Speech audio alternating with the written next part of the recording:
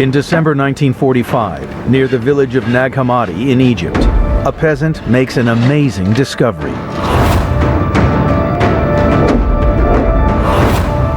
Inside an earthenware jar, he finds 13 ancient Christian books that have been buried for more than 1,500 years. The discovery of all these other texts suggests that what we call Christianity is really a small slice of what these traditions were. It was a much wider field in the beginning. And now, for the first time in over 1,000 years, 1,500 years, we have a whole wider range. Though known as Gospels, they are not in the Bible. They are written by different authors than the New Testament. They depict a growing tension between Mary Magdalene and Jesus' other followers. The Gospel of Thomas, like other sources, suggests that Mary's role among the disciples was deeply resented by some of them, particularly Peter. The way Peter is described is irate and hot-headed and bad-tempered and somebody that's a difficult person. The Lost Gospel of Thomas points to a surprising explanation for this tension between Peter and Mary. Dr. Nicola Denzi Lewis has come to the Coptic Museum in Cairo to see these non-biblical Gospels. So there's one particular saying that comes at the very end of the Gospel of Thomas that gives us some really intriguing information about the relationship between Mary Magdalene and Jesus and the other disciples, and that's the last folio, which is a folio 51. So can we see that one? All right.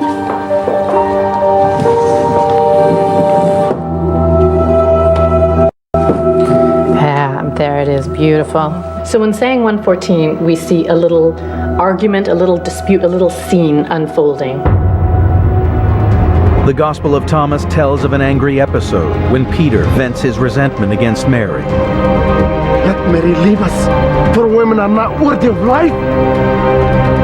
Tell Mary to leave us because she's a woman and not worthy of life, spiritual life. Similar to the Jewish tradition that women aren't supposed to be taught Torah.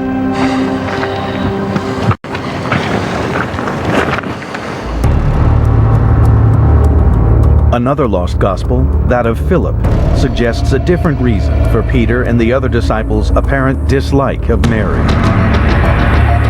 So all those tantalizing theories about Jesus and Mary Magdalene being lovers really jump from this one passage, right? This is the juiciest stuff that we've got. This is ground zero for those conspiracy theories that there was some sort of a relationship between Jesus and Mary Magdalene.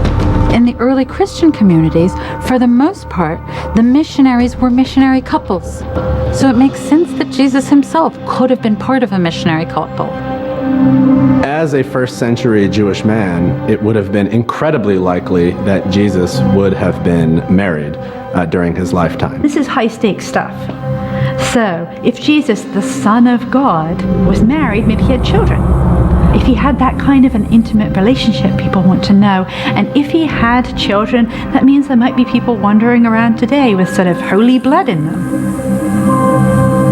And there's one page in particular I'm very excited to see, and that is 63, 64.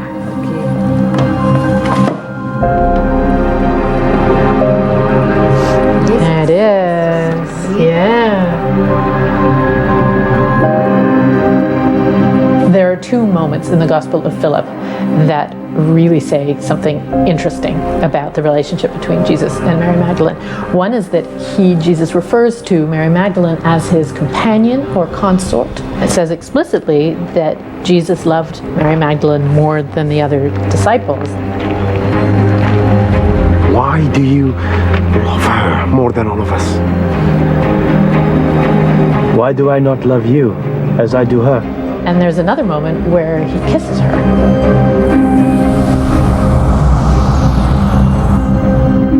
He used to kiss her, and then there's this hole. And so we've lost these words, and we don't know where he kissed Mary Magdalene. Of all places for there to be a hole, it's there. What did it say? Did it say that Jesus kissed her often on the lips? Or is it something rather less racy, rather less potentially sexualized? Is it just kissed her often on the forehead? Is it kissed her often on the feet? So if you happen to be a fan of Dan Brown and Da Vinci Code and you're reading that, there is a scene there where actually they quote from the Gospel of Philip. Jesus loved Mary Magdalene more than the other disciples and used to kiss her often on the mouth or on the lips. This is the passage that he's referring to here. But when we actually see the manuscript, it's just not that clear. Even in the Nag Hammadi Gospels, there is no reliable evidence of a romantic relationship between Mary and Jesus. But these alternative accounts do support the Bible story that Jesus and Mary were very close. The idea that the Gospels would not mention a wife, if there was one, doesn't make any sense. So most likely, Mary was a very close friend of Jesus and a follower, but not his wife. What the Gospel of Philip clearly says is that there is some kind of a favored relationship between Mary Magdalene and Jesus, that Jesus does care for her more than the other disciples. And that's all it really tells us. But some scholars believe the Nag Hammadi texts do reflect a genuine tension between Mary and Peter.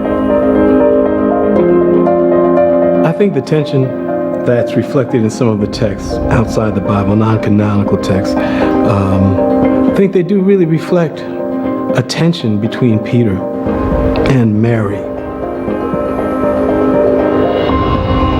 The negative depiction of Peter is consistent, and the idea that Mary is not properly heard or respected is also consistent across the sources, which leads many of us to suspect that there might be a grain of historical truth there. But whatever truths they may contain, the Nag Hammadi texts are not considered as reliable as the New Testament Gospels, written decades earlier.